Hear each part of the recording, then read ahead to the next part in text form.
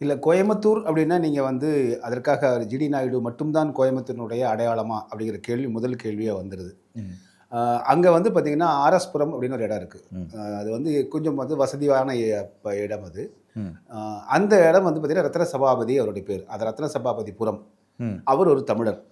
சரிங்களா? அந்த இடத்த வந்து தானமா கொடுத்தவர். அந்த ம். அடுத்து வந்து பார்த்தீங்கன்னா, ஆர்கே சண்முகம் செட்டியார்ன்னு சொல்லிட்டு அவர் ஒரு தமிழர். இந்தியாவினுடைய சுதந்திர இந்தியாவின் முதல் நிதியமைச்சர். இப்ப நிர்மலா சீதாராமன் இருக்காங்களா, அந்த மாரி அன்னைக்கு நிதியமைச்சரா இருந்தவர் அவரு. ம். இப்படி அடையாளங்கள்லாம் கோயம்புத்தூருக்கு இருக்கு.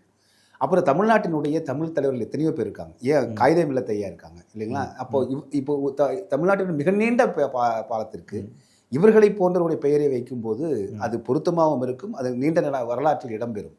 அப்ப 2வது வந்து நம்ம இது அதுதான் சார். இப்போ இந்த ஜிடி நாயுடுக்கும் இந்த பாலத்துக்கும் என்ன மாதிரியான தொடர்புகள் இருக்கு? அவினாசி ஒரு பொதுவா வைக்கப்பட்ட பெயராங்கிற ஒரு இந்த விமர்சனம் வந்துருச்சு. அவினாசி ரோட்ல அவர் ஜிடி நாயுடுடைய அலுவலகம் இருக்கு, அவர் கண்காட்சியெல்லாம் இருக்குன்னு வச்சுக்கோங்களேன். தொடர்ந்து அங்க வந்து அவர்கள் அந்த இடத்தை சேர்ந்தவர்கள் அப்படிங்கிறனால இதை தொடர்புபடுத்துறாங்க.